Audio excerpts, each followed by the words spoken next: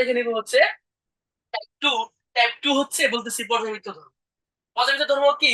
আমরা পদের সারি মৌলগুলোকে যদি হচ্ছে কি কতগুলো সারি এবং হচ্ছে কি কলমে সাজায়, তখন তাদের হচ্ছে কিছু ধর্ম দেখতে পারি। কিছু হচ্ছে কি ডান দিকে নামে গেলে পরিবর্তন হয়, কিছু হচ্ছে উপর দিকে নিচে নামলে পরিবর্তন হয়। তাহলে আমরা এই পর্যাবৃত্ত ধর্মগুলো হচ্ছে ক্রমান্বয়ে দেখে নিব। আমরা যে ধর্মগুলো পাবো, প্রথমে আমরা যদি কোনো একটা পদের সারণীর একই গ্রুপের উপর থেকে নিচে নামি, তখন দেখবো পরমাণুর আকারগুলো আস্তে আস্তে কি হয়, আস্তে আস্তে আস্তে আস্তে বড় হইতেছে। এবং যদি আমরা বাম থেকে ডানে যাই, তাহলে হচ্ছে কি হয়, পরমাণুর আকারগুলো আস্তে আস্তে আস্তে আস্তে ছোট হতে থাকে।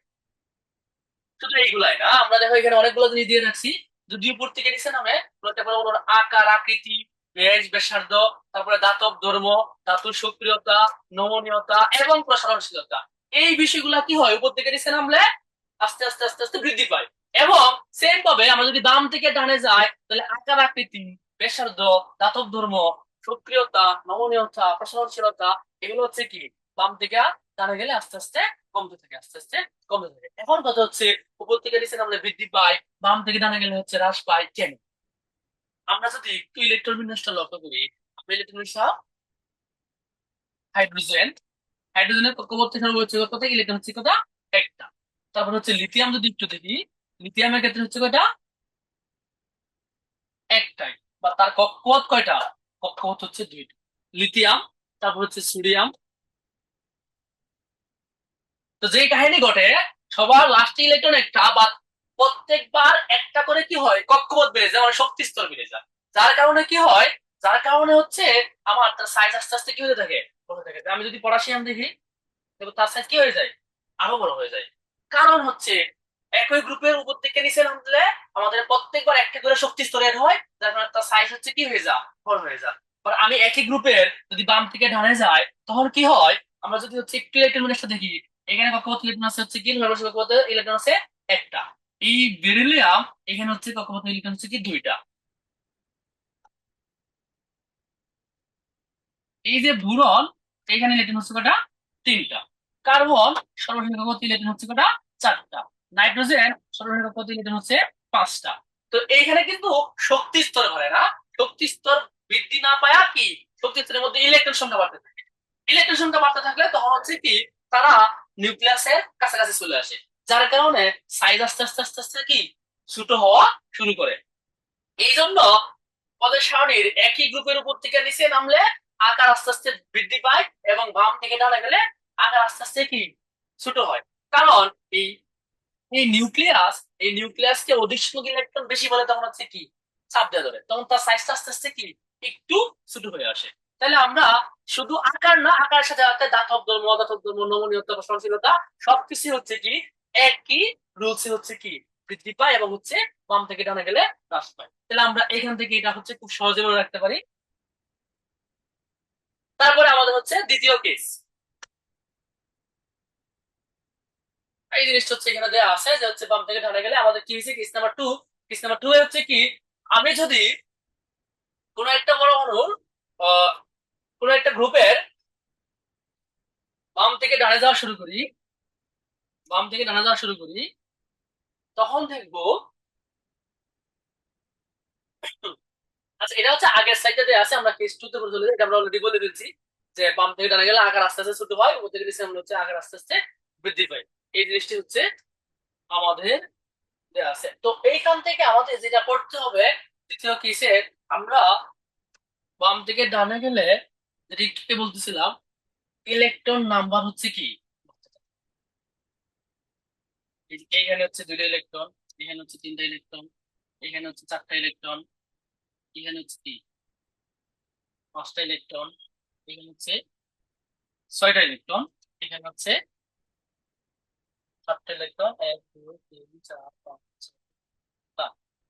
এই একই গ্রুপের বাম থেকে ডানে গেলে ইলেকট্রন সংখ্যা বাড়তে থাকে সেম কক্ষপথে, বাট আমাদের হচ্ছে কি কক্ষপথ বাড়ে না। যার কারণে এই বাম থেকে ডানে গেলে আয়নীকরণ শক্তির মানটা বাড়ে। আয়নীকরণ শক্তি কি ভাইয়া? আয়নীকরণ শক্তি হচ্ছে কোন একটা পরমাণুর সর্বস্থ কক্ষপথ থেকে একটা ইলেকট্রন সহায়া তাকে এক মূলক ধনাত্মক আধানে পরিণত করতে যে পরিমাণ শক্তির প্রয়োজন হয়, তাকে বলা হয় আয়নীকরণ শক্তি। তার মানে কোন একটা পরমাণু বৈদ্যুতিক শক্তি থেকে একটা ইলেকট্রন সহায়তা যে পরিমাণ শক্তি প্রয়োজন পড়তেছে তাকে আমরা বলতেছি হচ্ছে কি আয়নীকরণ শক্তি।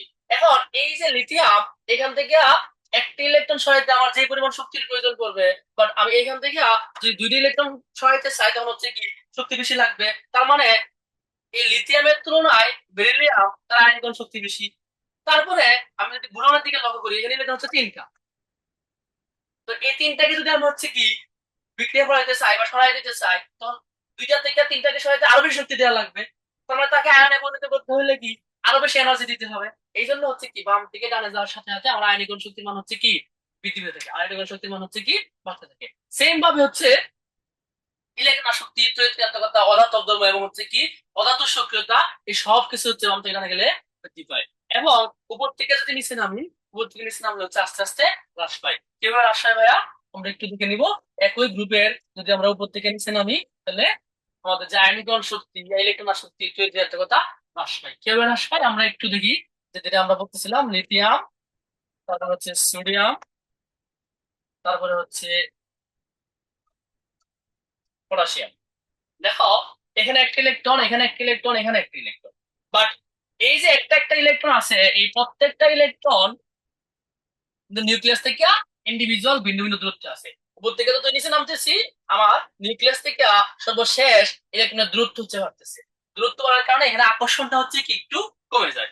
আকর্ষণ কমে গেলে তখন আমরা খুব সহজেই একটা পরমাণু থেকে একটা ইলেকট্রন সরায় তাকে হচ্ছে কি আধানে পরিণত করতে পারি।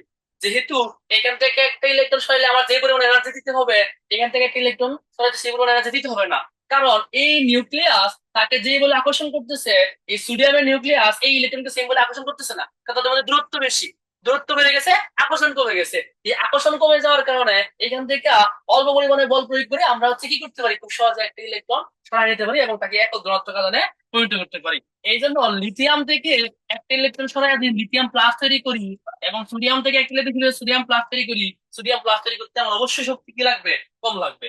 এবং পটাশিয়াম প্লাস তৈরি করতে শক্তি আরো কম লাগবে, কারণ এইখানে সর্বশেষ কক্ষপথে যে ইলেকট্রন তার দূরত্ব নিউক্লিয়াস থেকে আরো অনেক বেশি, যার কারণে এখানে আমার এনার্জি আরো কম দেওয়া লাগে। তার মানে এই যে উপর থেকে নিচে নামতেছি, আমার আয়নীকরণ শক্তির মান কি আস্তে আস্তে হ্রাস পাইতেছে। কারণ কি আকার বড় হয়ে যা, নিউক্লিয়াস থেকে সর্বশেষ প্রকাশিত ইলেকট্রনের দূরত্ব বেড়ে যা। এই জন্যই আমার হচ্ছে কি উপর থেকে নিচে নামলে ইলেকট্রন আসক্তির মানটা হচ্ছে কি বা আয়নীকরণ শক্তির মান আস্তে আস্তে হ্রাস পেয়ে থাকে। সেম ভাবে বাকি জিনিসগুলো হচ্ছে কি একই সাথে হচ্ছে রিলেটেড। তাহলে আমরা এই যে পর্যায়বৃত্ত ধর্ম দেখে নিলাম আমাদের দুইটা টাইপ,